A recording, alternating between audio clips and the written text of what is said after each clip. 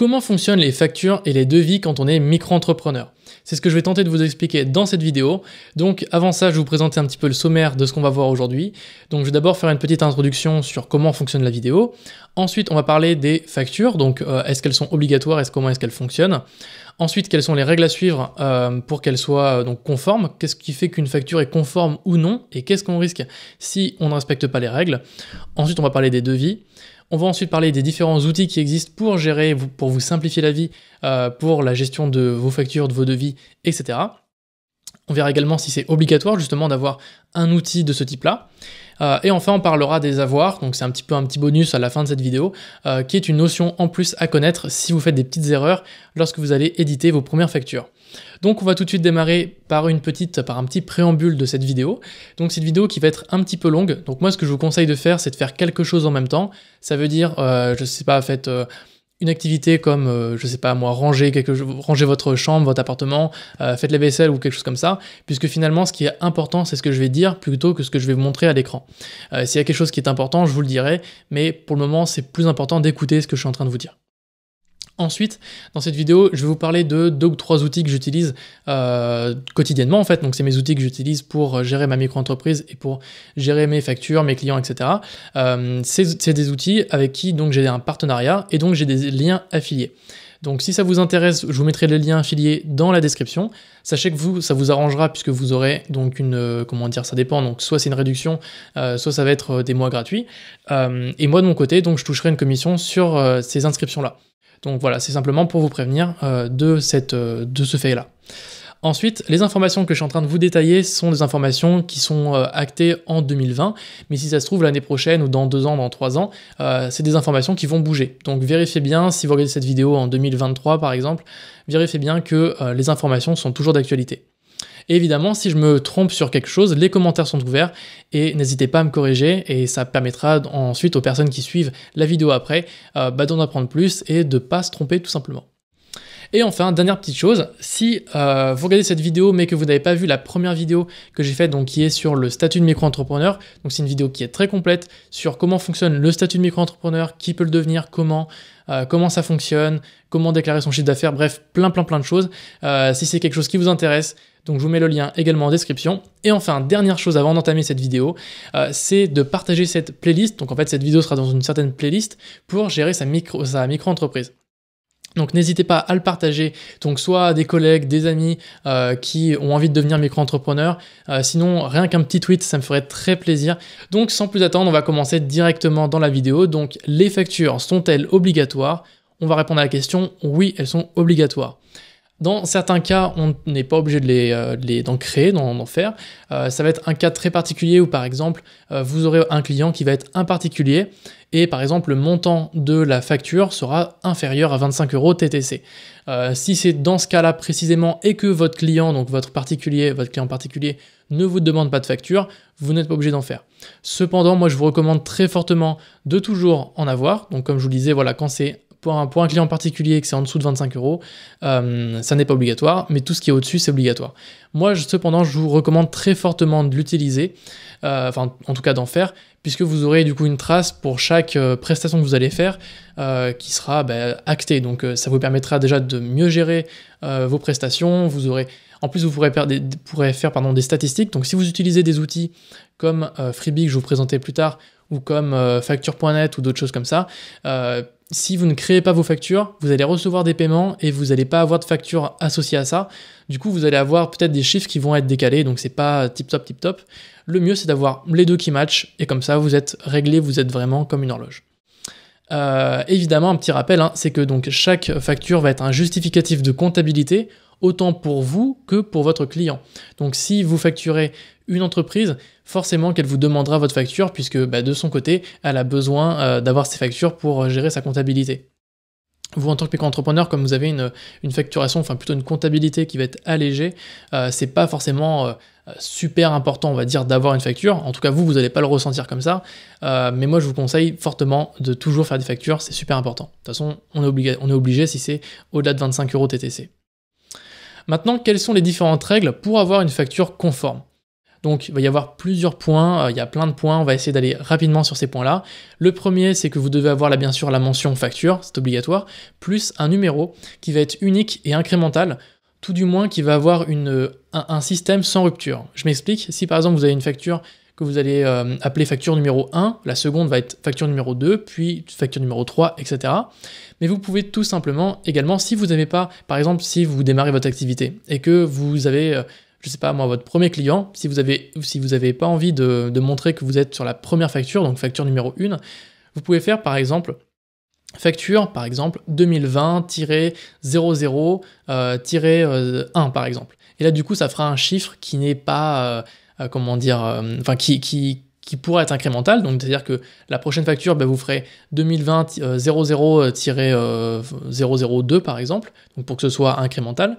Mais du coup, ça permettra de faire un chiffre un peu plus gros. Donc, au lieu de faire facture 1, facture 2, facture 3, vous pourrez faire des 2020 quelque chose. Donc, par exemple, vous pourrez faire 2020, le numéro du mois, le numéro du jour et le numéro de la facture, par exemple. C'est possible. Personnellement, c'est pas ce que je vous conseille parce que vous n'allez pas forcément vous y retrouver si vous mettez les numéros de mois et les numéros de jour. Ce qui peut être bien, ça peut être de faire avec l'année. Donc, facture, l'année 001, facture, l'année 002, etc. Ça marche très bien et c'est ce que je vous recommande. Ou sinon, vous vous embêtez pas, vous faites facture 1, facture 2, facture 3. Simplement sur ce point-là. Ensuite, vous allez devoir donc indiquer sur votre facture la date d'émission, donc la date à laquelle vous avez édité votre facture. Donc quand vous la créez, vous dites voilà, on est le 21 mars, vous mettrez votre 21 mars 2020 à ce moment-là. Il faudra également mettre la date d'exécution ou la date de vente de votre prestation ou de votre produit. Ça veut dire que si vous faites une prestation de service, il faudra mettre à quelle date est-ce que c'est exécuté. En général, quand vous faites une facture atteste le fait que votre prestation ou votre service a été vendu. Donc il a déjà été vendu dans le passé, ou tout du moins il est vendu actuellement. Donc en général, quand vous faites une facture, la date d'exécution elle est antérieure à votre date actuelle. Donc par exemple, si vous faites la création d'un site internet par exemple, ce que vous pouvez faire c'est date d'émission, donc c'est la date du jour, donc la date du jour à laquelle vous éditez votre facture, et la date d'exécution, vous embêtez pas, vous mettez la date également du jour, ou alors vous mettez une date antérieure qui correspond à la date à laquelle vous avez réalisé le site web. En tout cas, vous avez terminé de réaliser le site web. Ensuite, vous avez besoin de mettre une date limite de règlement. Donc ça va être quand par exemple, vous allez définir en fait le montant que vous avez, que la personne doit vous payer. Vous devez mettre simplement la date à laquelle la personne peut au maximum peut vous payer. Donc certaines entreprises acceptent d'être payées à plus 30 jours après la date d'émission de la facture, d'autres plus 60 jours, d'autres plus 90 jours, etc. Donc ça, c'est à vous de choisir quelle est la date à laquelle vous voulez au maximum être payé. Par défaut, en général, c'est entre 30 et 60 jours. De toute façon, je vais vous montrer après un modèle de facture que j'utilise qui met, je crois, c'est 30 jours. Et également, plus un taux de pénalité en cas de retard de paiement. Ensuite, vous allez devoir mettre vos informations, donc nom, prénom, adresse, statut juridique, est-ce que vous êtes une SAS, SASU, SARL, bref, vous êtes un micro-entrepreneur, donc normalement, vous n'avez pas besoin de mettre ça, vous aurez juste besoin de mettre votre nom, prénom, plus votre nom d'entreprise, donc votre nom commercial, s'il est différent de votre nom, prénom. Normalement, en tant que micro-entrepreneur, c'est que votre nom, prénom. Et également votre numéro de tiret, donc ça c'est l'identifiant de votre entreprise, c'est super important de le mettre parce que sinon on ne pourra pas également savoir qui vous êtes, donc c'est ce numéro-là qui indique bien quelle entreprise facture le client.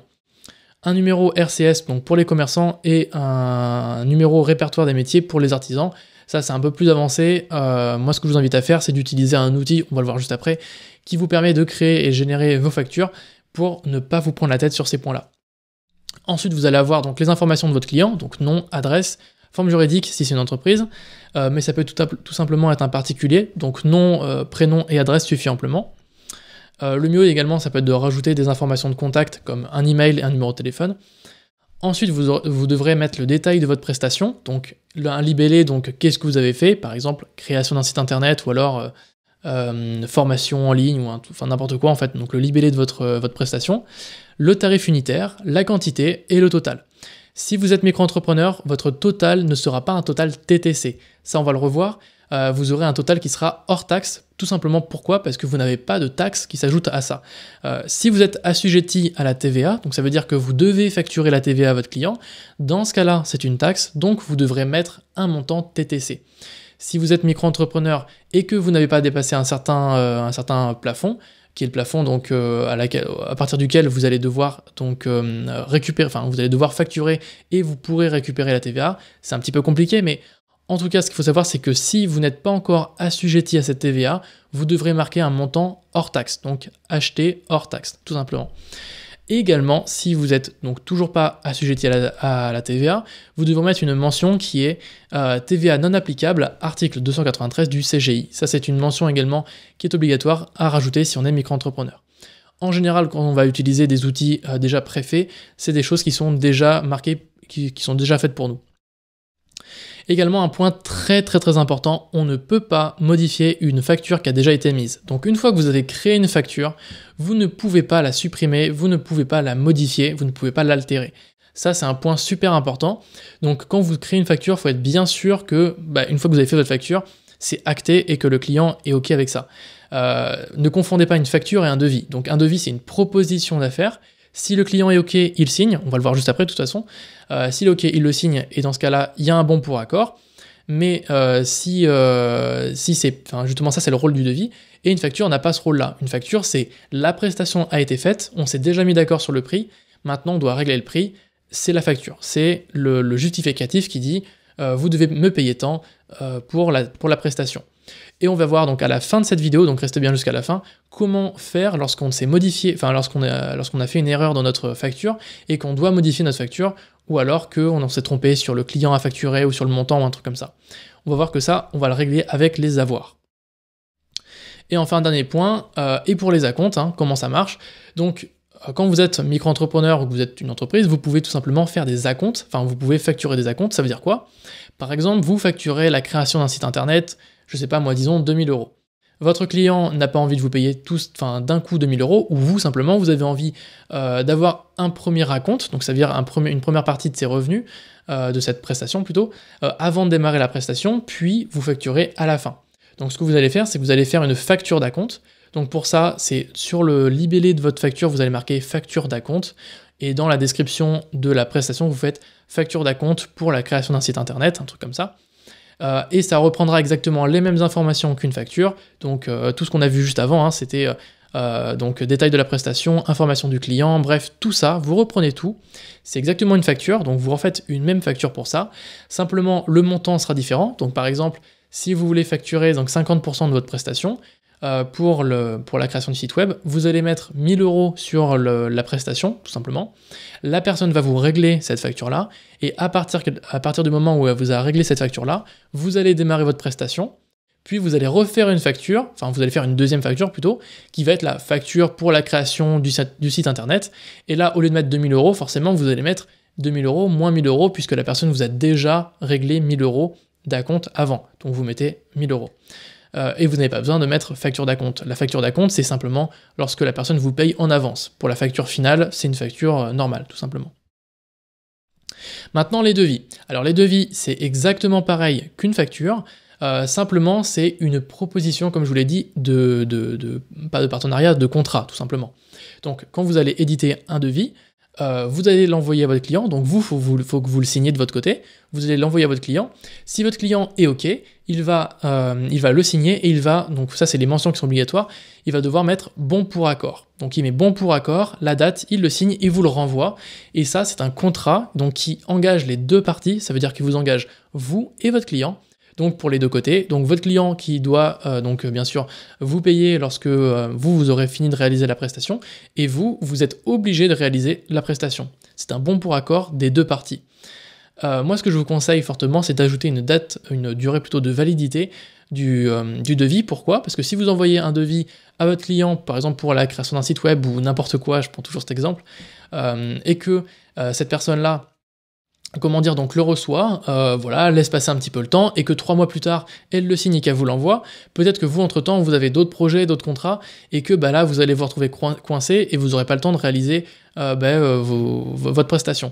Donc le mieux, c'est de dire, par exemple, date de validité le 30 juin 2020 ou 2021, n'importe quoi, et du coup, si la personne ne vous renvoie pas ce document-là avant cette date-là, le devis est caduque, c'est-à-dire qu'il ne marche pas, et du coup vous n'êtes pas obligé de faire votre prestation, tout simplement. Donc ça c'est vraiment très pratique. Donc ça, c'était donc les devis. Si vous avez des questions par rapport à ça, mettez-moi tout ça en commentaire, j'essaierai d'y répondre.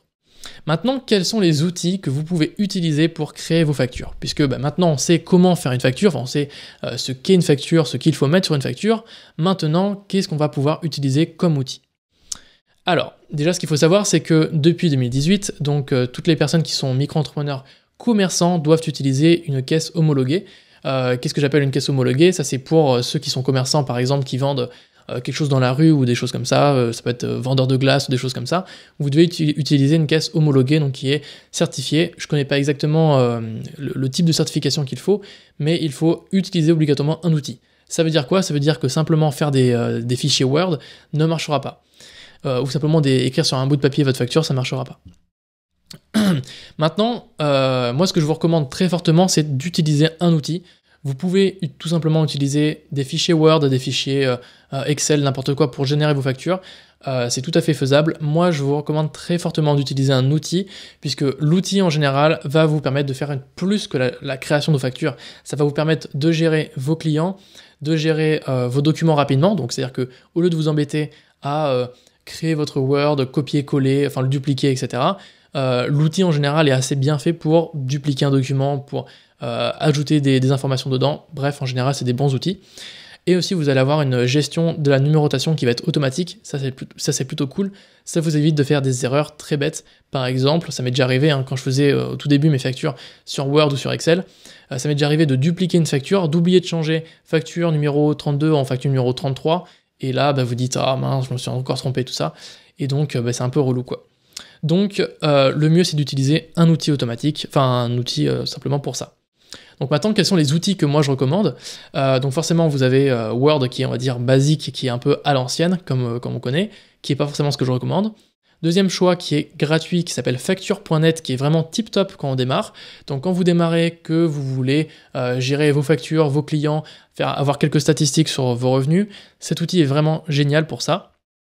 Ensuite, vous avez un autre outil qui s'appelle Shine. Donc Shine, c'est plus que une gestion des clients, c'est une banque en ligne spécialement pour les micro-entrepreneurs. J'en parle souvent sur ma chaîne, j'en parle souvent sur Twitter, etc. Moi, je suis très fan de cette banque, je suis déjà client depuis quasiment 1 an et demi, et je suis partenaire avec eux. Donc, si ça vous intéresse, j'ai un partenariat avec eux. Pour créer votre statut de micro-entrepreneur, ça vous coûte 30 €, plus vous avez 6 mois de Shine Start offert en passant par mon lien. Donc, le lien sera en description, c'est axelparis.fr/shine. En gros, qu'est-ce qu'a fait cette banque? Simplement par rapport à une banque normale. C'est une banque qui est directement en application mobile sur votre téléphone. Donc vous allez avoir donc dedans plus que le fait que ce soit une banque. Donc vous pourrez bien sûr faire des virements, recevoir des paiements, etc. Vous aurez un compte bancaire normal, donc avec une carte bancaire, etc. Mais également vous aurez la gestion de votre micro-entreprise entre guillemets à l'intérieur. Ça veut dire que dedans, vous pourrez créer des factures, prochainement des devis. Vous pourrez donc savoir quand est-ce que quelqu'un a vu une facture et quand est-ce que quelqu'un a payé une facture et associer un paiement avec une facture. Donc ça, c'est vraiment très pratique. Ça vous permet de suivre, par exemple, lorsqu'une facture a un retard de paiement, etc. Ce qui est un peu relou. Donc là, c'est tout géré dans l'application. Ce que je reproche un petit peu à Shine, c'est que c'est un outil donc, qui est très très bien fait, mais qui est un peu trop light et qui n'est pas assez flexible et surtout qui n'a pas assez de choses. Par exemple, on ne peut toujours pas éditer de devis dedans. Donc pour moi, c'est un petit peu embêtant. Et j'en ai besoin tout simplement pour faire des devis auprès de clients. Donc pour ça, j'utilise un autre outil qui s'appelle depuis toujours, qui s'appelle Freebie, qui est vraiment l'outil tout en un. Donc cette vidéo, d'ailleurs, je fais cette vidéo d'ailleurs pour vous parler de cet outil, qui pour moi est l'un des meilleurs outils sur le marché, en tout cas en français, puisque c'est un produit qui est français.